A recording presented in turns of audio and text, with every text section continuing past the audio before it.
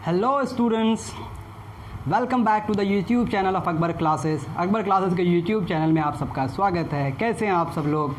उम्मीद है कि आप सब लोग अच्छे होंगे और सेफ़ होंगे और मोस्ट इम्पॉर्टेंटली कि आप बड़ी अच्छी तरह से अपनी पढ़ाई कर रहे होंगे। अगर नहीं कर रहे हैं पढ़ाई तो प्लीज़ स्टार्ट योर स्टडीज़, क्योंकि आप क्लास 9th में हैं और क्लास 9th में अगर आप सीरियस हो जाएंगे अभी पढ़ने के लिए तो आगे आपके लिए चीज़ें बड़ी आसान हो जाएंगी।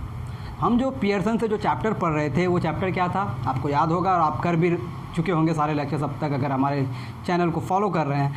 तो हम पढ़ रहे हैं nature of matter, the part of the physical chemistry. Nature of matter में अब तक जो लेक्चर्स हुए थे, जो हो चुके हैं, उनमें से हम क्या क्या पढ़ चुके हैं। हम लास्ट जो पढ़े थे उसमें हम केमिकल कंपोजिशन के बेसिस पे क्लासिफिकेशन ऑफ मैटर पढ़े, यानी कि on the basis of chemical composition we have pure substances and mixture and pure substances are further classified as elements and compounds. फिर उसको हमने डिटेल किया था।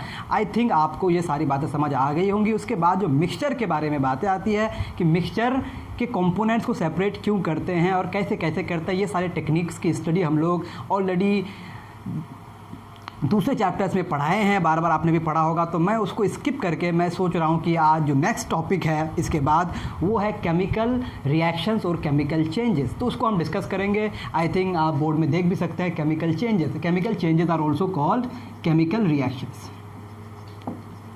केमिकल रिएक्शंस आप में से बहुत सारे बच्चे जानते होंगे कि किसे केमिकल चेंज या फिर किसे केमिकल रिएक्शन कहते हैं। तो नेचर में क्या है, नेचर में जो आपके पास सब्सटेंसेस होते हैं they have the tendency to transform. Nature में जो आपके सब्सटेंसेस हैं, जो मैटर है, ये ट्रांसफॉर्म होना चाहता है। क्या होना चाहता है? द बेसिक आइडिया कि इसमें ट्रांसफॉर्मेशन होना है। आप चाहें या ना चाहें, कुछ ऐसे चेंजेस होंगे जो अनचाहे हैं, नहीं चाहते हैं तब भी हो जाता है, और कुछ ऐसे चेंजेस हैं जो आप खुद कराते हैं, आप अपने लिए कराते हैं, आप चाहते हैं कि आप इसको चेंज करके इस्तेमाल करें। There are so many changes. समझ में आ रही बात? तो ये चेंजेस आपके नेचर में होते हैं। तो जब चेंजेस और ट्रांसफॉर्मेशन को आप देखते हैं, आप अगर बोले ट्रांसफॉर्मेशन जिसको आप सिंपली क्या कह सकते हैं, ट्रांसफॉर्म होना मतलब बदलना, इसको आप चेंजेस कह सकते हैं। चेंजेस कितने तरह के होंगे हमारे पास? 2 तरह के होंगे। आप एक को बोलेंगे फिजिकल चेंजेस, तो आपको आइडिया आ रहा होगा कि फिजिकल चेंजेस किसे कहते हैं। दूसरा आपके पास हो जाता है chemical changes. Chemical changes. Now tell me कि what are the physical changes, what are the physical changes and what are the chemical changes. Before going to the physical and chemical changes I am going to ask you a question कि physical properties क्या है और chemical properties क्या है। जल्दी जल्दी बताएं आप लोग। ये मैं डिस्कस नहीं करूँगा, लेकिन आप सोचें। फिजिकल प्रॉपर्टीज सोचने के लिए वक्त दे रहा हूँ मैं, आप सोचें। Physical properties and chemical properties. तो आप सबके मन में कुछ बातें आई होंगी कि फिजिकल प्रॉपर्टीज़ वो सारी प्रॉपर्टीज़ जो आप ऑब्जर्व करते हैं, जो आप मेज़र करते हैं। All the measurable and observable properties of a substance are called physical properties. जैसा कि उसका लेंथ है, ये उसको मेज़र कर सकते हैं, ऑब्जर्व कर सकते हैं, उसका मास है, उसका वॉल्यूम है, उसका कलर है, उसका शेप है, उसका साइज है। These are the physical properties. But the chemical properties depends on the chemical composition, और इसको पता करने के लिए उसमें एक केमिकल चेंज लाना पड़ता है। तो वो सारी प्रॉपर्टीज़ जिसके लिए आपको उसमें चेंजेस लाने पड़ते हैं, केमिकल चेंजेस लाने पड़ते हैं, such properties are called chemical properties. कोई भी केमिकल रिएक्शन होता है, इसके लिए वो केमिकल रिएक्शन करके देखना पड़ेगा आपको, तो उसको आप क्या बोलेंगे? Chemical properties. यानी कि केमिकल रिएक्टिविटीज़, ऑक्सीजन के साथ किस तरह से रिएक्ट करेगा, वाटर के साथ किस तरह से रिएक्ट करेगा। समझ में आ रही बात? तो डिफरेंट सब्सटेंसेस के साथ किस तरह से रिएक्ट करेगा, ये सारी प्रॉपर्टीज़ क्या कहलाएंगी? Chemical properties. यानी कि chemical properties are basically the chemical changes that a particular substance undergoes. यानी कि कोई पर्टिकुलर सब्सटेंस में कौन कौन से केमिकल चेंजेस हो सकते हैं, वो सारे चेंजेस से रिलेटेड जो प्रॉपर्टी है वो क्या कहलाएंगी? Chemical properties कहलाएंगी। अब जो बेसिक आइडिया है, जहाँ फिजिकल चेंज होगा वहाँ पर फिजिकल प्रॉपर्टी बदलेगी, और जहाँ केमिकल चेंज होगा वहाँ पर केमिकल प्रॉपर्टीज़ के साथ साथ फिजिकल प्रॉपर्टीज़ भी बदलेंगी। जाहिर सी बात है, जब नया सब्सटेंस बनेगा तो फिजिकल प्रॉपर्टीज भी बदलेगी। तो हम डिटेल करेंगे, उससे पहले आपको आइडिया आ गया? जल्दी बताएं, आइडिया आया कि नहीं? फिजिकल प्रॉपर्टीज किसे कहते हैं, केमिकल प्रॉपर्टीज किसे कहते हैं? You have got the idea. Now we will define what are the physical changes and what are the chemical changes. Define तो नहीं करेंगे, बस कुछ आइडियाज़ देंगे हम आपको कि फिजिकल चेंजेस किसे कहेंगे। Physical changes are those changes in which molecular composition of the substance remain unchanged मतलब जो बदलता नहीं है, ऐसा चेंज जिसमें किसी सब्सटेंस का मॉलिक्यूलर कंपोजिशन नहीं बदले, केमिकल कंपोजिशन नहीं बदले। समझ में आ रही बात? तो फिजिकल चेंज जब होगा, जब आपके पास कोई फिजिकल चेंज होगा तो क्या बोलेंगे? Chemical composition, chemical composition do not change. Chemical composition को आप मॉलिक्यूलर कंपोजिशन भी कह सकते हैं। अब जब केमिकल कंपोजिशन नहीं बदलता है तो हम कहेंगे no new substance, no new substance is formed. समझ में आई बात? तो जब भी कोई फिजिकल चेंज होगा तो व्हाट यू से कोई नया सब्सटेंस नहीं बनता है, क्योंकि उसका केमिकल कंपोजिशन नहीं बदलता है। I think you are getting my point. Examples, there are so many examples. Change in physical state, जितने सारे आपने ट्रांसफॉर्मेशन पढ़ा, change in physical state, change in physical state. आपका आइस है, आइस मेल्ट करके वाटर बन गया, ये कैसा चेंज हुआ? फिजिकल चेंज, क्योंकि यहाँ भी आपके पास केमिकल कंपोजिशन H2O, यहाँ भी आपके पास केमिकल कंपोजिशन H2O। तो chemical composition remain same but the gap between them, यानी कि देयर अरेंजमेंट चेंजेस। तो ये हो गया एक फिजिकल स्टेट में चेंज होना। इसी तरह से शेप बदल जाना। फॉर एग्जांपल आयरन आपके पास रॉड के फॉर्म में, आपने उसको बेंड कर दिया, there is a change. What type of change? Change in shape. Initially it was straight, now it is bent.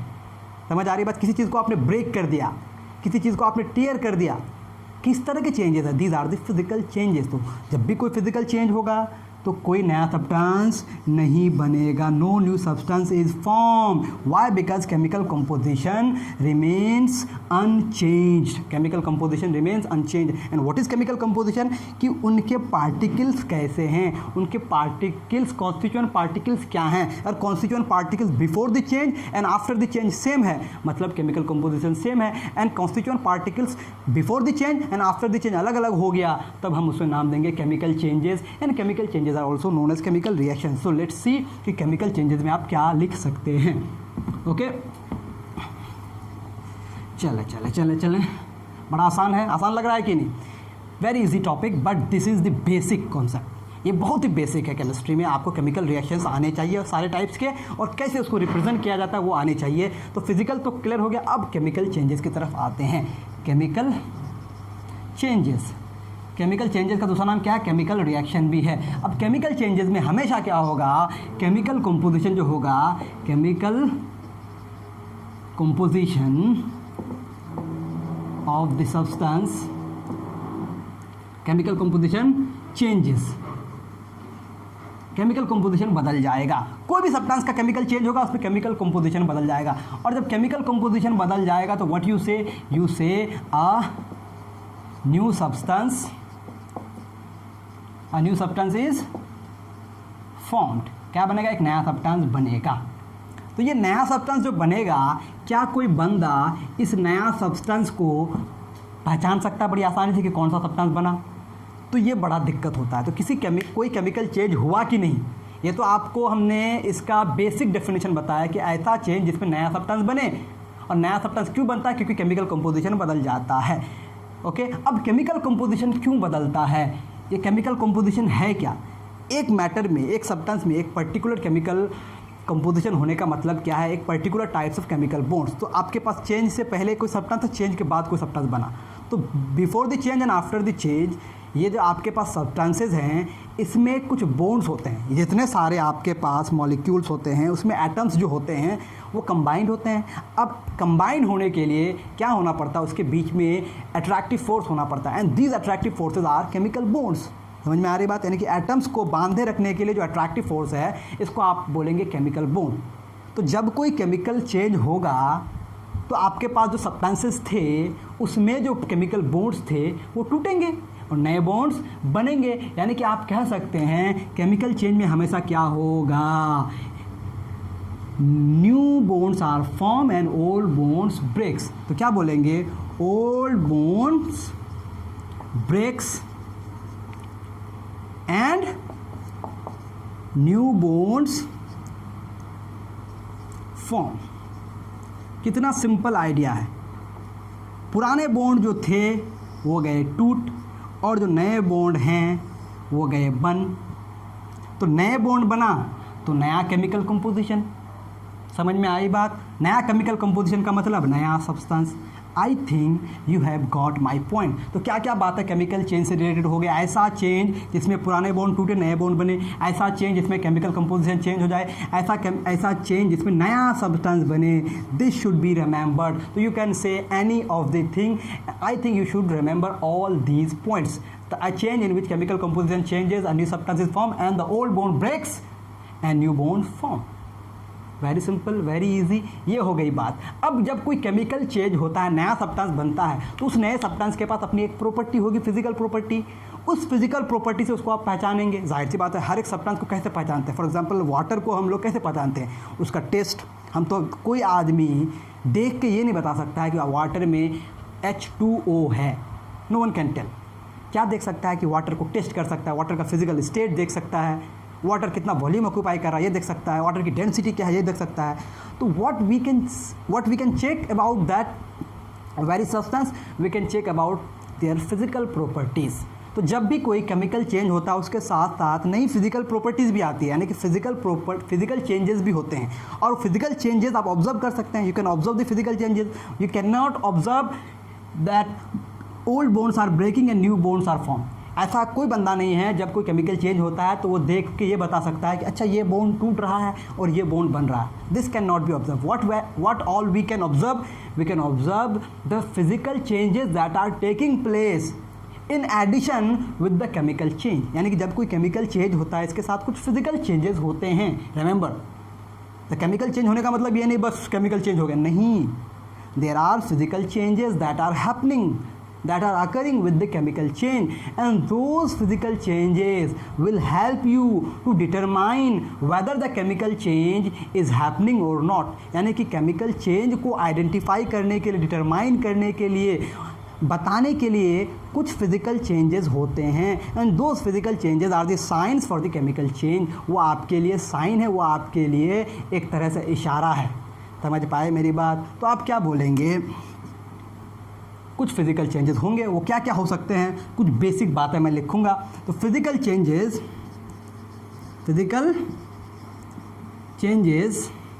That determines whether a chemical change takes place, whether a chemical change takes place or not। या फिर इसको आप ऐसे लिख सकते हैं, I think that will be more correct. Physical changes that determines chemical change. ठीक है, सिंपली जो क्या करता है, केमिकल चेंज को दर्शाता है। केमिकल चेंज को दर्शाने वाले फिजिकल चेंज। आप केमिकल चेंज को ऑब्जर्व नहीं करते, ऑब्जर्व क्या करते हैं? Physical change. और इस फिजिकल चेंज के ऑब्जर्वेशन से आप बता देंगे कि केमिकल चेंज हुआ। I think you are getting my point कि क्या मैं लिखना चाह रहा हूँ। This is very very important, this is very very important. हमेशा आप इसको याद रखेंगे। नंबर 1, क्या हो सकता है कि आपका कोई चेंज हुआ, आपके पास एक सॉलिड एक लिक्विड में रिएक्ट कर रहा था, है ना, और आपको पता है कि कोई गैस निकलेगा। तो जब गैस इवॉल्व करेगा तो उसमें कुछ फिजी साउंड्स आएंगे लिक्विड से बाहर। तो ये गैस का इवोल्यूशन आप ऑब्जर्व कर सकते हैं। तो this is the physical change. Evolve हुआ, कोई चीज़ कहीं से बाहर निकल रहा है, तो this is the physical change and that you can observe, but you don't know which gas is releasing, which gas is evolving. समझ पाए मेरी बात? लेकिन ये फिजिकल चेंज तो आप ऑब्जर्व कर पा रहे हैं ना। तो आप क्या बोलेंगे? सबसे पहला जो आप ऑब्जर्व कर सकते हैं, आप इसको पहला दूसरा कुछ भी लिख सकते हैं, इवोल्यूशन ऑफ गैस। ये एक फिजिकल चेंज है जो आप ऑब्जर्व कर सकते हैं। दूसरा क्या आप ऑब्जर्व कर सकते हैं? आप देख सकते हैं, आपने क्लास 7 में भी पढ़ा होगा एक चेंज कि आपने ब्लू मटेरियल में आयरन नेल्स डाला तो ग्रीन हो गया। तो ये तो कलर चेंज आप ऑब्जर्व कर रहे हैं ना। क्या कोई बंदा देख रहा है कि आयरन सल्फेट के साथ इंटरेक्ट करके फेरस सल्फेट बना रहा? नहीं, नो वन सीज। कोई ऐसा नहीं देखता है, बस कलर चेंज देख रहे हैं। कलर का चेंज होना कैसा चेंज? Remember, physical change. तो change in colour, change in colour, change in colour भी क्या हो गया? एक ऐसा फिजिकल चेंज हुआ जिससे आप पता कर सकते हैं कि केमिकल चेंज हुआ कि नहीं। तीसरा, कभी कभी क्या होगा, आपको याद होगा कि आप चूना में पानी मिलाते हैं तो क्या बनता है, कैल्शियम हाइड्रोक्साइड बनता है। कैल्शियम ऑक्साइड पानी के साथ मिक्स करते हैं तो कैल्शियम हाइड्रोक्साइड बनता है। लेकिन क्या कोई देखता है कि वो कैल्शियम हाइड्रोक्साइड बना, लेकिन आप क्या ऑब्जर्व करते हैं कि टेम्परेचर बढ़ गया, कंटेनर का टेम्परेचर बढ़ जाता है, यानी कि टेम्परेचर में बदलाव आता है। कभी कभी क्या होगा, टेम्परेचर घट जाएगा, कभी कभी टेम्परेचर बढ़ जाएगा। तो आप इसे क्या कह सकते हैं, आप कह सकते हैं change in temperature. We will see each types of examples जब हम लोग केमिकल रिएक्शन के टाइप्स को देखेंगे। तो evolution of gas, change in colour, change in temperature, and fourth very important point क्या हो सकता है कि कभी कभी आपका फिजिकल स्टेट बदल सकता है। दो लिक्विड आपस में रिएक्ट कर रहा है, सॉल्यूशंस, एक सॉलिड बन गया, गैस बन गया, सॉलिड से लिक्विड बन गया, लिक्विड से गैस बन गया। There are so many types of changes that can take place, जो फिजिकल चेंजेस है। तो फिजिकल स्टेट बदल जाता है। क्या बदल जाता है, फिजिकल स्टेट। एक तो गैस इवॉल्व हो रहा है, आपको दिखेगा। एक हो सकता है लिक्विड से सॉलिड बन गया, सॉलिड से लिक्विड बन गया। ये सॉलिड से लिक्विड बनना कैसा चेंज है, फिजिकल चेंज है, लेकिन इसके अंदर एक केमिकल चेंज हो रहा है। लेकिन this physical change is telling you that a chemical change is taking place. I think you are getting my point. तो change in physical state, change in physical state, इसमें अब और भी बातें एक दो पॉइंट किताबों में लिखी जाती है, लेकिन I think these are enough. Change in physical state, तो क्या क्या बातें हो गई, फिजिकल चेंजेस जो आपको केमिकल चेंजेस को दर्शाता है, बताता है। Evolution of gas, change in colour, change in temperature and change in physical state, और ये सारे के एग्जांपल्स आप देख सकते हैं बाद में। Okay, should I summarise once again. Chemical change ऐसा चेंज जिसमें केमिकल कंपोजिशन बदलता है, नया सब्सटेंस बनता है, पुराने बॉन्ड टूटते हैं, नए बॉन्ड बनते हैं। फिजिकल चेंजेस जो आपको बताएगा कि केमिकल चेंज हो गया, यानी कि वो फिजिकल चेंजेस जिसको देख के आप बता सकते हैं कि केमिकल चेंज हुआ। उसमें हो सकता है कि गैस इवॉल्व हो, ऐसा नहीं कि सब एक साथ हो जाएगा। हो सकता है कि उसमें कलर बदल जाए, हो सकता है कि उसमें टेम्परेचर बदल जाए, हो सकता है कि उसमें फिजिकल स्टेट बदल जाए। तो ये सारी बातें आप समराइज़ करें और याद रखें। अब बढ़ते हैं थोड़ा और आगे। अब जो केमिकल चेंजेस होते हैं, सपोज एनी केमिकल चेंजेस, तो उस केमिकल चेंज को हम करते हैं रिप्रेजेंट। क्या करते हैं, रिप्रेजेंट। समझ में आ रही बात। तो केमिकल चेंज का जो रिप्रेजेंटेशन है, ये अब क्या होता है, रिप्रेजेंटेशन कैसे रिप्रेजेंट करेंगे। जब हम कोई चीज़ सीखे कॉन्सेप्ट, तो इसको रिप्रेजेंट करना पड़ेगा ना। तो रिप्रेजेंटेशन ऑफ केमिकल रिएक्शंस। अब रिप्रेजेंटेशन ऑफ केमिकल रिएक्शन को क्या कहा जाता है, इसी को हम कहते हैं केमिकल इक्वेशन। क्या कहते हैं, केमिकल इक्वेशन। किसी भी केमिकल रिएक्शन को जब रिप्रेजेंट करते हैं आप, उसको आप क्या बोलेंगे, chemical equation.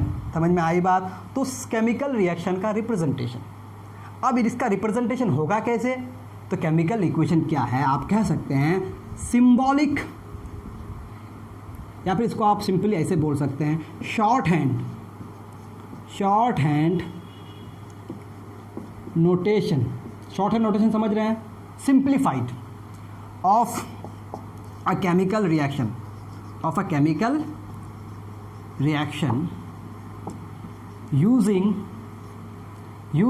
using what, symbols। अब symbols किसके लिए होते हैं, for elements and formulae किसके लिए होते हैं, molecules के लिए, molecules एंड फार्मूला यूनिट। ठीक है, यानी कि या तो मॉलिक्यूल्स होंगे या फार्मूला यूनिट होंगे, उसके लिए आप क्या लिखेंगे, फार्मूले लिखेंगे, और एलिमेंट्स के लिए क्या लिखेंगे, सिंबल्स लिखेंगे। Using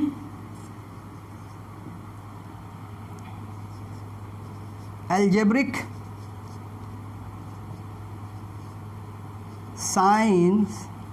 sign plus using algebraic sign plus, यानी कि ये साइन इस्तेमाल करेंगे, एंड एन एरो। ठीक है, क्या क्या रिप्रेजेंट करेंगे, ये हो गया हमारा केमिकल रिएक्शन। अब कैसे कैसे होगा वो हम देखेंगे। जैसा कि आपके पास केमिकल रिएक्शन हो रहा है, तो जो केमिकल रिएक्शन में पार्टिसिपेट करता है उसको हम कहते हैं रिएक्टेंट्स। क्या कहते हैं, रिएक्टेंट्स। और जो केमिकल रिएक्शन के बाद बनता है उसको हम लोग क्या कहते हैं, प्रोडक्ट्स। समझ में आई बात। तो रिएक्टेंट्स क्या हैं, पार्टिसिपेंट्स।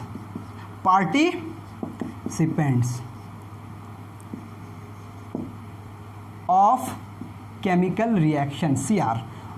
और प्रोडक्ट्स क्या हैं? New substance formed after chemical reaction. दो बातें, जो केमिकल रिएक्शन में पार्टिसिपेट करता है उसको आप क्या बोलेंगे?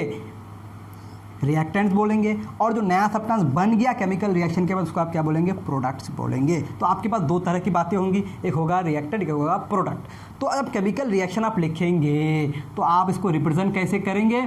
आप लिखेंगे रिएक्टेंट्स एक तरफ लिखेंगे, और उन रिएक्टेंट्स को आपस में अगर एक से ज़्यादा रिएक्टेंट होगा उसको ऐड करके लिखेंगे, और ये आपका बनाएगा प्रोडक्ट। समझ पाए मेरी बात? आई think you have got my point. This is the chemical equation. एक तरफ रिएक्टेंट एक तरफ प्रोडक्ट, और बीच में क्या होगा? आपका एरो। क्या होगा? This is your arrow. ये एरो का जो हेड है, हेड की तरफ प्रोडक्ट और उसका टेल की तरफ reactants. I think you are getting my point. समझ आ रहा है कि नहीं? बिल्कुल बताएं। तो this is all about the chemical equation. तो केमिकल इक्वेशन क्या है? शॉर्ट हैंड नोटेशन है जिसमें आप सिम्बॉल्स इस्तेमाल करते हैं और फॉर्मूले इस्तेमाल करते हैं यूजिंग अलजेब्रिक, है ना?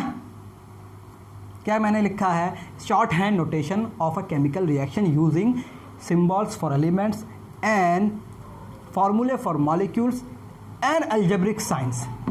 यहाँ लिखेंगे यूजिंग नहीं, एंड लिखेंगे, एंड अलजेब्रिक साइन प्लस। अब प्लस का इस्तेमाल कहाँ होगा? हम एक एग्जाम्पल के साथ समझने की कोशिश करेंगे। आई think you have got my point. अब ये वाली बात नहीं भी लिखेंगे तो काम चल जाएगा। चले आगे बढ़ते हैं। आपको याद होगा क्लास 7 में आप एक बहुत ही फेमस रिएक्शन पढ़े थे, बर्निंग ऑफ मैग्नीशियम। क्या होता है बर्निंग ऑफ मैग्नीशियम? याद है आपको? बर्निंग ऑफ मैग्नीशियम, ठीक है। क्या ऑब्जर्वेशन होता है हम बाद में देखेंगे। तो क्या होता है आपका मैग्नीशियम को बर्न करेंगे तो मैग्नीशियम एक रिएक्टेंट हुआ, और बर्निंग के लिए which substance is required? You required oxygen gas. क्या चाहिए आपको? Oxygen gas. तो जब भी बर्निंग होगा तो वो सब्सटेंस जिसका बर्निंग होगा वो किसके साथ रिएक्ट करेगा? ऑक्सीजन के साथ रिएक्ट करेगा। तो ये दोनों क्या कहलाए? रिएक्टेंट कहलाए। समझे बात? तो इसके साथ हम लिखेंगे एरो, और एरो का जो हेड होगा, टेल होगा, ये रिएक्टेंट की तरफ। अब इन दोनों के बाद आपका बनता है जो राख जो बनता है, जिसको आप कहते हैं मैग्नीशियम ऑक्साइड। क्या कहते हैं आप? Magnesium oxide. तो ये आपका एक केमिकल इक्वेशन हो गया। Now this is not the main chemical equation, ये वर्ड इक्वेशन कहलाया। सिर्फ क्या कहलाया? This can be called as word equation. This can be called as word equation. This is not the simplified notation. Now we can make it more simplified. More simplified. कैसे more simplified बनाएंगे?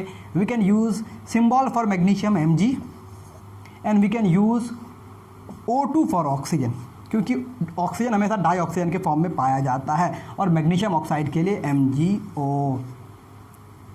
इससे short ये हुआ कि नहीं? Now this is your chemical equation. ये आपका कहलाया chemical equation. I think you are getting my point. समझ पाए मेरी बात? अब इस केमिकल इक्वेशन में ये दोनों क्या कहलाए भाई? रिएक्टेंट कहलाए, और ये कहलाए प्रोडक्ट। तो जब भी कोई केमिकल इक्वेशन लिखते हैं इसमें आपको क्या क्या पता चलता है? रिएक्टेंट्स पता चलते हैं और प्रोडक्ट पता चलता है। समझ आ रही बात? ये क्या कहलाए? Reactants which are reacting and the new substance which is form क्या कहलाया? प्रोडक्ट कहलाया। समझे बात? तो यहाँ पर कुछ और बॉन्ड्स थे, ऑक्सीजन ऑक्सीजन के बीच में बॉन्ड था, मैग्नीशियम मैग्नीशियम के बीच में बॉन्ड था। अब मैग्नीशियम ऑक्सीजन एक साथ जुड़ गया तो पुराने बॉन्ड्स टूट गए, नए बॉन्ड्स बन गए। This is what happened in a chemical reaction. तो ये एक एग्जाम्पल है, ठीक है ना। हम अब इसको आगे बढ़ाते हैं बिफोर गोइंग टू कि आगे और क्या बातें हैं। आगे बढ़ने से पहले आप इसको लिखें, ज़रूर लिखें। मैं देखता हूँ लिख चुके आप। कभी कभी लग जाती है प्यास और जाते हैं थक, तो आगे बढ़ना। अब जो ये केमिकल इक्वेशन है इसमें अक्सर होता क्या है? ये तो रिप्रेजेंटेशन है, और रिप्रेजेंटेशन में कुछ खामी रहती है। खामी क्या रह जाती है? जैसा कि मैं एक इक्वेशन लिख रहा हूँ CaCO3, आपको पता होगा this is calcium carbon, this is calcium carbonate. अब इस कैल्शियम कार्बोनेट को अगर आप करेंगे हीट, क्या करेंगे, हीट के लिए सिंबलाइज हम लोग करते हैं डेल्टा। तो आप डेल्टा लिखें, दिस डेल्टा, या फिर हीट लिखें सेम, तो ये देता है आपको CaO plus CO2, calcium oxide plus carbon dioxide. अब इस इक्वेशन में अगर हम देखें रिएक्टेंट्स में आपके पास कौन कौन से एलिमेंट्स हैं और प्रोडक्ट में कौन कौन से एलिमेंट्स हैं। रिएक्टेंट में कैल्शियम कार्बोनेट में कौन कौन से एलिमेंट हैं, एक कैल्शियम है, एक कार्बन है और एक ऑक्सीजन है, ठीक है। प्रोडक्ट में कैल्शियम है, कार्बन है और ऑक्सीजन है।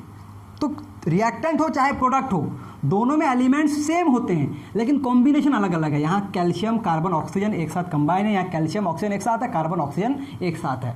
तो अलग अलग कॉम्बिनेशन हुआ कि नहीं, नए नए सब्सटेंसेस हुए कि नहीं, क्लियर हो गई यहाँ से बात। अब अगर नंबर को काउंट करें हम, रिएक्टेंट का नंबर कितना है, कैल्शियम का कितना एटम है कैल्शियम कार्बोनेट में, 1, प्रोडक्ट में कितना है 1, कार्बन का कितना एटम है 1, कार्बन का कितना एटम है 1, ऑक्सीजन का कितना एटम है 3, ऑक्सीजन का कितना एटम है 2 और 1 3। तो ये बराबर है, क्या है, बराबर है। तो आप देख सकते हैं रिएक्टेंट और प्रोडक्ट में जितने एटम्स हैं ये बराबर हैं। और ऐसा केमिकल इक्वेशन जिसमें क्या हो जाए, नंबर ऑफ एटम्स दोनों तरफ बराबर हो जाए, इसको हम कहते हैं बैलेंस्ड। लेकिन अभी अभी मैंने आपको एग्जांपल दिखाया किसका, मैग्नीशियम प्लस ऑक्सीजन, क्या बना आपका MgO। इसमें आपका रिएक्टेंट्स एक तरफ लिखेंगे, एक तरफ प्रोडक्ट लिखेंगे आप, मैग्नीशियम है और ऑक्सीजन है, तो बदल नहीं सकता है, यही रहेगा पहले और बाद में, एटम्स वही रहेंगे, अरेंजमेंट बदल जाएगा, कॉम्बिनेशन बदल जाएगा। मैग्नीशियम का 1 एटम, इधर भी 1 एटम, ऑक्सीजन का यहाँ 2 एटम, यहाँ 1 एटम, नहीं बराबर है। अब यहाँ बराबर नहीं है, यहाँ बराबर है। ये इक्वेशन क्या कहलाया, this equation is called as unbalanced. क्या कहलाया ये, अनबैलेंस्ड केमिकल इक्वेशन। इसी अनबैलेंस का और एक नाम है जिसको आप कह सकते हैं स्केलेटल। क्या कह सकते हैं, skeletal chemical equation.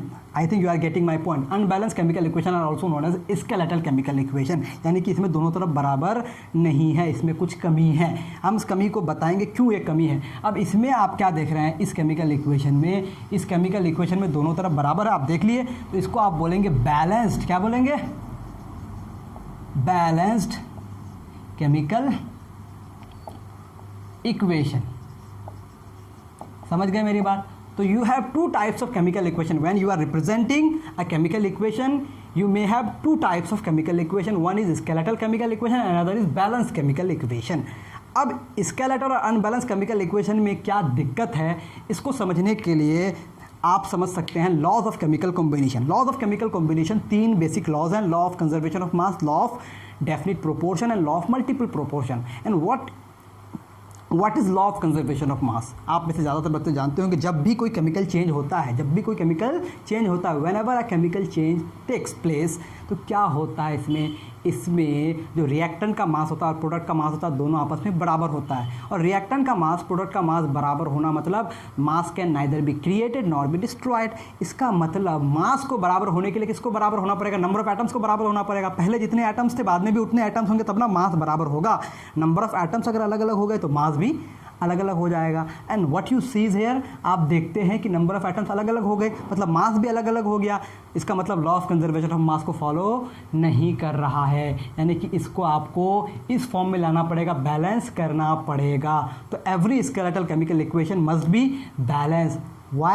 To follow the law of conservation of mass. And what is law of conservation of mass? In a chemical reaction, mass can neither be created nor be destroyed. It should be conserved.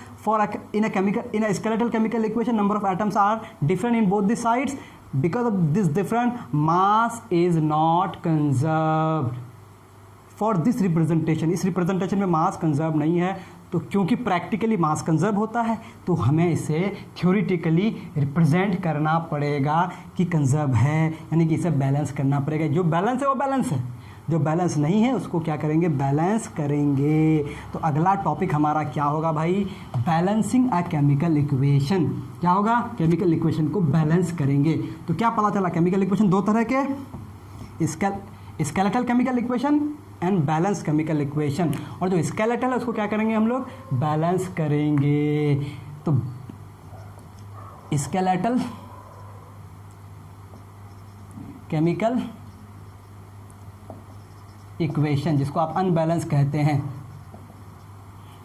I think this should B erased. Skeletal chemical equation must be balanced. Why? To follow the law of conservation of mass. अब law of conservation of mass क्या है? Very simple. Mass of reactants equals to mass of product. अब mass बराबर होने के लिए क्या होना पड़ेगा, number of atoms in reactants must be equal to number of atoms in product.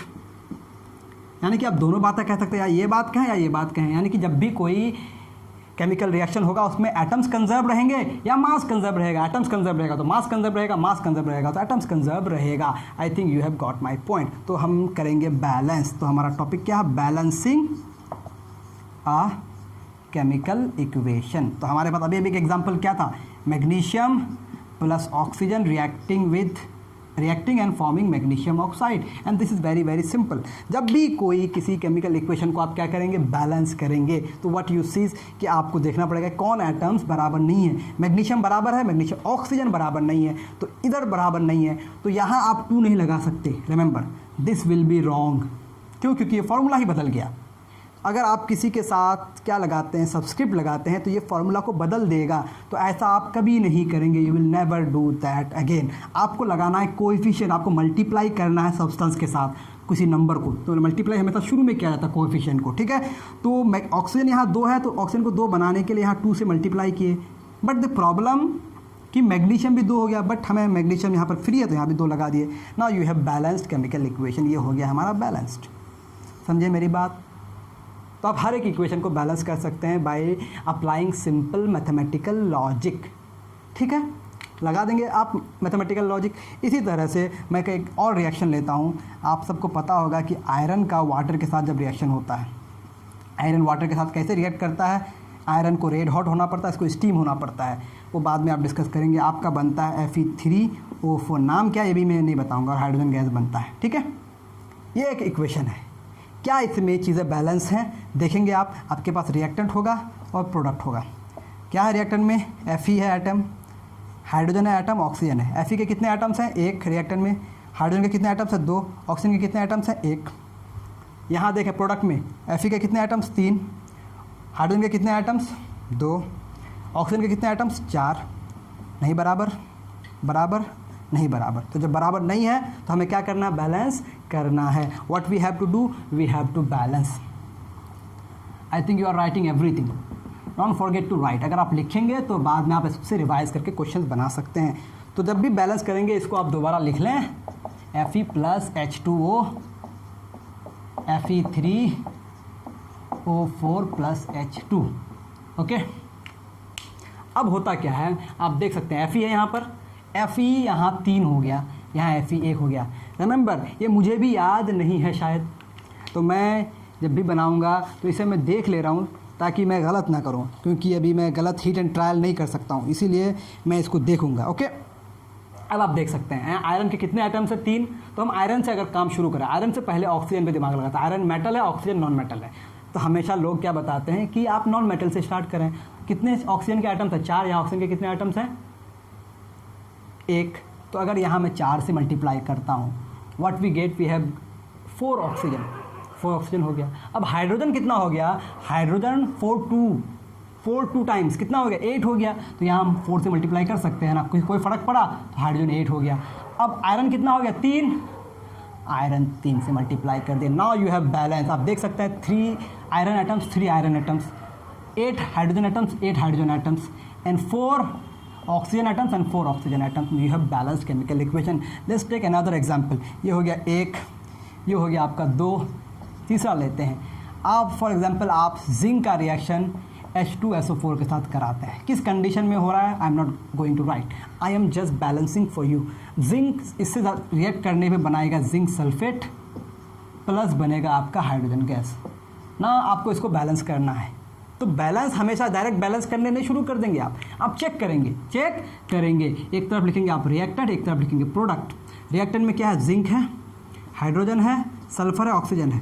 Reactant में जिंक के कितने आइटम्स है, 1, हाइड्रोजन के कितने आइटम्स है, 2, सल्फर के कितने आइटम्स है, 1, ऑक्सीजन के कितने आइटम्स है, 4। ये लिख के नहीं, ऐसे भी कर सकते हैं आप। प्रोडक्ट में जिंक कितना, 1, सल्फर कितना, 1, हाइड्रोजन कितना, 2, ऑक्सीजन कितना, 4। तो बराबर है कि नहीं, तो ऑलरेडी बैलेंस। तो जब ऑलरेडी बैलेंस हो तो आपको और कुछ करना नहीं है।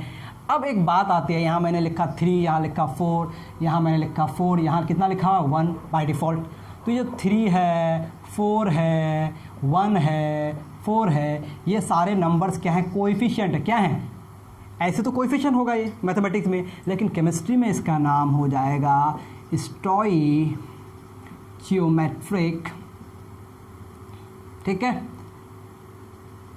कोएफिशिएंट ये भी है, लेकिन स्टोइचियोमेट्रिक कोएफिशिएंट, कोई कहता है स्टोइचियोमेट्रिक कोएफिशिएंट, कोई कहता है stoichiometric coefficient, whatever it is, आपको स्पेलिंग याद रखना है एटलीस्ट। तो ये नंबर्स कहलाए स्टोइचियोमेट्रिक कोएफिशिएंट। अब ये क्या है, वो नंबर्स जो किसी रिएक्टेंट और प्रोडक्ट में मल्टीप्लाई किया जाता है उसको बैलेंस करने के लिए, यानी कि एक बैलेंस केमिकल इक्वेशन में जो नंबर्स होते हैं, जो कोएफिशिएंट होते हैं, वो कहलाते हैं स्टोइचियोमेट्रिक कोएफिशिएंट। और इसके बारे में जो कैलकुलेशंस पढ़ेंगे ना आप, वो कहलाएगी स्टोइचियोमेट्री। समझ पाए मेरे बात। तो स्टोइचियोमेट्री क्या है, स्टोइचियोमेट्रिक कोएफिशिएंट क्या है, I think you have got my point. अब कुछ इक्वेशन मैं देता हूँ, इसको आप बैलेंस करेंगे बैलेंस पक्का, चले करते हैं बैलेंस, ठीक है।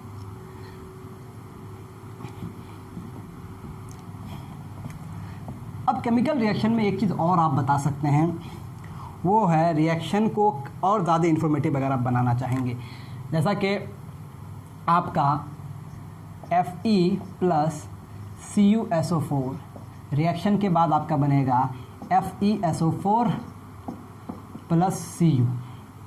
दिस विल हैपन, यही ना होगा, कंप्लीट यही होगा। इस रिएक्शन से पता नहीं चल रहा है कि रिएक्शन कैसे हो रहा है, इसको हम ज़्यादा इन्फॉर्मेटिव बना सकते हैं।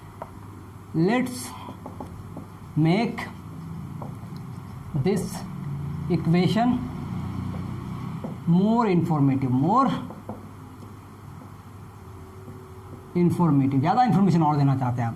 आप सबको पता है कि कॉपर सल्फेट का आपको सॉल्यूशन लेना पड़ता है, सॉल्यूशन ऑफ कॉपर सल्फेट। तो आप लिखेंगे CuSO4, इसका सॉल्यूशन है, क्योंकि ये पानी में डिजोल्व है इसलिए आपको क्या लिखेंगे AQ। अब ये AQ क्या बता रहा है, AQ आपको बता रहा है ये कि एक्वस सॉल्यूशन है। क्या है ये, आपने पूरा लंबा सा aqueous solution of copper sulphate नहीं लिख के क्या लिखा, सिर्फ AQ। और आयरन का नेल जो है वो सॉलिड के फॉर्म में है, तो यहाँ आप लिख देंगे S। तो S क्या बता रहा है कि ये सॉलिड है। समझ में आ रही बात। उसी तरह से रिएक्शन के बाद आपका FeSO4 का सॉल्यूशन बन रहा है जो ग्रीन कलर का होता है, तो आप लिखेंगे FeSO4 AQ और आपका कॉपर सॉलिड बन जाता है। तो ये S AQ S ये सब क्या बता रहा है, फिजिकल स्टेट बता रहा है, उसका मीडियम बता रहा है, किस मीडियम में वो है। इसी तरह से अगर L लिखा हुआ रहता तो क्या होता है, लिक्विड होता। अगर आपका G लिखा हुआ रहता तो क्या होता है, गैस होता। इसी तरह से अगर आपका एरो अप रहेगा, इसका मतलब evolution of gas, arrow down का मतलब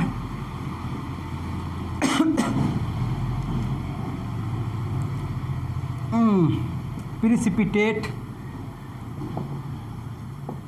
फॉर्मेशन। अब प्रिसिपिटेट क्या है ये हम देखेंगे, कोई चीज़ सॉलिड, ऐसा सॉलिड जो इनसॉल्युबल हो, जो नीचे बैठ जाए। इस तरह के सिंबल्स इस्तेमाल किए जा सकते हैं, तो इससे आप ज़्यादा से ज़्यादा इन्फॉर्मेशन दे सकते हैं। ओके, इस तरह से आपको इन्फॉर्मेशन को बढ़ा दिया आपने केमिकल इक्वेशन का। अब आता है क्या, इसके बाद जब केमिकल इक्वेशन आप सीख गए तो कुछ बातें हैं केमिकल रिएक्शन से रिलेटेड, वो है कंडीशंस ऑफ केमिकल रिएक्शन। क्या क्या कंडीशन है किसी केमिकल रिएक्शन को होने के लिए, कंडीशंस फॉर केमिकल रिएक्शन। क्या हम बात करेंगे अब? Conditions for chemical reaction. Conditions for chemical reaction कि क्या क्या कंडीशन होना चाहिए। सारे कंडीशन को एक साथ होने की ज़रूरत नहीं है, लेकिन सबसे इम्पॉर्टेंट जो है, जो होना ही पड़ेगा, वो है physical contact. Physical contact between the reactants. ये बहुत इंपॉर्टेंट बात, सबसे इंपॉर्टेंट बात यही हो गया। जब भी कोई केमिकल चेंज होगा, एक सब्सटेंस दूसरे सब्सटेंस के साथ इंटरेक्ट करेगा, केमिकल चेंज होगा, तो चेंज क्यों होगा? जब तक वो इंटरेक्ट नहीं करेगा कोई चेंज आएगा? एक इंसान के अंदर बदलाव कब आता है, किसी से मोटिवेट कब होता है? जब उसकी बातें सुनता है, उसके कांटेक्ट में आता है, उसके साथ कुछ वक्त गुजारता है। तो इसी तरह से केमिकल चेंज जब होता है, उसके लिए क्या होना ज़रूरी है? फिजिकल कांटेक्ट रिएक्टेंट का होना बहुत ज़रूरी है। ये हो गया सबसे इम्पोर्टेंट पॉइंट। इसके अलावा बाकी जितने सारे हैं वो कुछ कंडीशंस हैं। वो कंडीशंस क्या हैं कि आपको बहुत सारे रिएक्शंस के लिए क्या चाहिए? हीट चाहिए। बहुत सारे रिएक्शंस के लिए क्या चाहिए? सनलाइट चाहिए। ओके, बहुत सारे रिएक्शंस क्या होंगे? हाई टेम्परेचर में होंगे, लो टेम्परेचर में होंगे। और क्या क्या बातें लिखी गई है कि बहुत सारे रिएक्शंस के लिए आपको प्रेशर को बढ़ाना घटाना पड़ेगा, प्रेशर का स्पेसिफिक कंडीशन होगा। समझ पा रहे हैं मेरी बात? और जो सबसे इम्पॉर्टेंट बात है, कुछ ऐसे रिएक्शंस होंगे जिसमें चाहिए कि उसको कैटालिस्ट चाहिए ही चाहिए। अब ये कैटालिस्ट क्या है? ये कैटालिस्ट क्या करता है? ये कैटालिस्ट किसी रिएक्शन को होने में मदद करता है।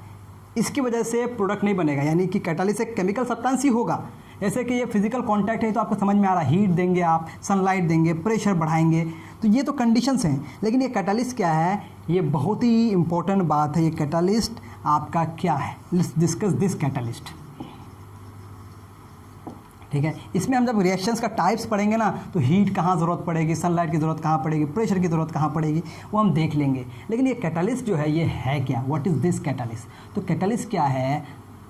एक फॉरेन सब्सटेंस है। जैसे कि घर में आपके मेहमान आ गया, ठीक है, अब उस मेहमान की वजह से घर में कोई ऑलरेडी झगड़ा हो रहा था, उसको वो सुलझा के चला गया। वो घर का हिस्सा बन गया क्या? फैमिली का हिस्सा बना? नहीं, वो फैमिली का हिस्सा बिना बने फैमिली में शामिल हुआ, फैमिली में जो झगड़ा था उसको ख़त्म करके चला गया। या फिर दूसरा क्या हो सकता है कि आपका फैमिली बहुत ही शांत था, वो घर में आया मेहमान और इससे बात किया, उससे बात किया, दो लोगों के बीच में लड़ाई करा दिया, फिर वो चला गया। तो लड़ाई कराने पर भी वो फैमिली का मेंबर नहीं बना, और लड़ाई को सुलझा देने पर भी फैमिली का मेंबर नहीं बना, लेकिन वो इन्वॉल्व हुआ था।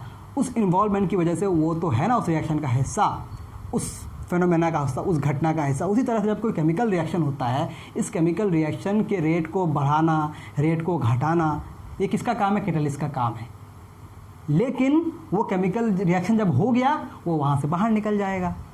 समझ में आई बात? यानी कि जो प्रोडक्ट फॉर्मेशन में पार्टिसिपेट नहीं करता है, यानी कि ये नया सब्सटेंस में कन्वर्ट नहीं हो जाएगा, लेकिन ये नया सब्सटेंस बना देगा, और नया सब्सटेंस बनाने का रेट को बढ़ा देगा या नया सब्सटेंस बनाने के रेट को घटा देगा। यानी कि ये क्या करता है? बेसिकली केमिकल रिएक्शन के रेट को ऑल्टर कर देता है। यानी कि बिना कैटालिस्ट का कोई केमिकल रिएक्शन हो रहा है, जो ही कैटालिस्ट डाला आपने, रिएक्शन का रेट या तो बढ़ गया या तो घट गया। In most of the cases chemical reaction के रेट को ये बढ़ाता है। I think you are getting my point. तो a substance which doesn't take part in product formation, okay, product formation, but alters the rate of reaction। ठीक है, generally increases the rate of reaction। Generally rate of reaction को क्या करता है? बढ़ा देता है। कैटालिस्ट क्या करता है? जनरली रेट ऑफ रिएक्शन को बढ़ा देता है, लेकिन प्रोडक्ट के फॉर्मेशन में पार्टिसिपेट नहीं करता। प्रोडक्ट बना देता है, दूसरे सब्सटेंसेस को मिला के प्रोडक्ट बना देगा, लेकिन खुद पार्टिसिपेट नहीं करेगा, यानी कि खुद में कोई चेंज नहीं आएगा। इसलिए किताबों में लगता है विदाउट पार्टिसिपेटिंग। तो ये गलत हो जाता है विदाउट पार्टिसिपेटिंग कहना। आपको कहना क्या है? पार्टिसिपेट तो करता है, लेकिन पार्टिसिपेट के बाद जो नया सब्सटेंस बन गया उसमें वो जाता नहीं, उससे पहले ही निकल जाता है। तो प्रोडक्ट फॉर्मेशन में पार्टिसिपेट नहीं किया, बट रेट ऑफ रिएक्शन को बढ़ा दिया, या तो बढ़ा दिया या तो घटा दिया।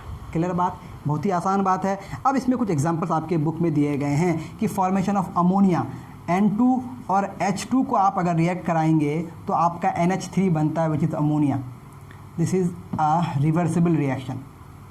रिवर्सिबल रिएक्शन का मतलब ये इधर जा सकता है तो ये इधर भी आ सकता है, यानी कि रिएक्टेंट मिलकर प्रोडक्ट बना सकते हैं, तो प्रोडक्ट से फिर रिएक्टेंट्स बन सकते हैं, यानी कि दोनों डायरेक्शन से रिएक्शन हो सकता है, यहाँ से भी शुरू कर सकते हैं, यहाँ से भी शुरू कर सकते हैं। Such types of reactions are called reversible reaction and this is the sign of reversibility. ऐसे जो साइन दिया जाता है हम बता देंगे कि क्या रिवर्सिबल है क्या रिवर्सिबल है। ओके, अब देखें, इसमें आपको एक कैटालिस्ट डालना पड़ता है जो Fe है, और कैटालिस्ट को हमेशा एरो के ऊपर लिखा जाता है, दिस इज द कैटालिस्ट। ये आपका हो गया कैटालिस्ट, समझे बात? ओके, अब ये कैटालिस्ट क्या करेगा, N2 और H2 से अमोनिया जो बनता है इसके फॉर्मेशन के रेट को बढ़ा देगा। अब कुछ ऐसे भी एग्जांपल्स हैं जो रेट को घटा भी देता है। इसमें और भी कंडीशंस हैं। इसमें 450 डिग्री सेल्सियस टेम्परेचर होना पड़ेगा। हमने कहा था कि टेम्परेचर का स्पेसिफिक कंडीशन होना चाहिए, हीट करना पड़ता है, और इसका प्रेशर का कंडीशन होता है 200 ATM, एटमॉस्फेरिक प्रेशर 200 और 450 डिग्री सेल्सियस। और कैटालिस्ट क्या है, आयरन है, तब अमोनिया का फॉर्मेशन का रेट ज़्यादा होगा। जब भी आप कोई प्रोडक्ट बनाएंगे आप चाहेंगे ना कि ज़्यादा बने, क्योंकि ये कैसा रिएक्शन है, रिवर्सिबल रिएक्शन है, तो ये जुड़ के ये बनता है, फिर ये टूट के ये बनता है, तो हो सकता है कि दोनों का रेट बराबर हो जाए। लेकिन आप चाहते हैं कि ज़्यादा अमोनिया बने, तो क्या डालना पड़ेगा, आयरन डालना पड़ेगा, विच इज़ अ कैटलिस्ट। तो ये क्या कर रहा है, रेट ऑफ रिएक्शन को बढ़ा रहा है। अब एक ऐसा भी रिएक्शन है जिसमें रेट ऑफ रिएक्शन को घटाना पड़ता है। क्या करना पड़ता है, रेट ऑफ रिएक्शन को घटाना पड़ता है। उसका एग्जाम्पल क्या है, आपने नाम सुना होगा H2O2। H2O2 this is hydrogen पर ऑक्साइड। क्या है ये, हाइड्रोजन पर ऑक्साइड। अब ये हाइड्रोजन पर ऑक्साइड डिकम्पोज होके H2O देता है प्लस O2 देता है, लेकिन ये बहुत ज़्यादा स्पीड में होता है, very high speed, very fast reaction, very fast reaction. ठीक है, अब इस रिएक्शन को अगर स्टडी करना हो तो आप, रिएक्शन इतना फास्ट होता है कि आप पता नहीं कर सकते कि रिएक्शन हो कैसे रहा है। तो इस रिएक्शन को स्लो करने के लिए, to make it slow, we introduce a catalyst. यानी कि अब इस रिएक्शन को अगर कैटालिस्ट के साथ करेंगे तो रिएक्शन मॉडरेट रेट में होने लगेगा। प्रोडक्ट तो वही बनेगा, H2O बनेगा और O2 ही बनेगा, लेकिन मॉडरेट रेट में होने लगेगा। अब इसका क्या है, इसका कैटालिस्ट, इसका कैटालिस्ट का नाम है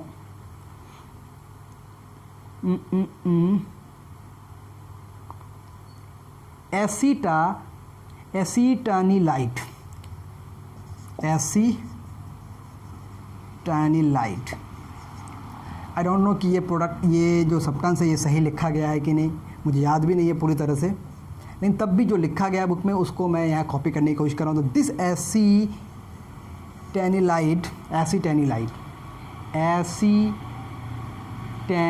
okay, this acetanilide is lowering the rate of reaction. अब जो ये रिएक्शन हो रहा है, now this reaction is taking place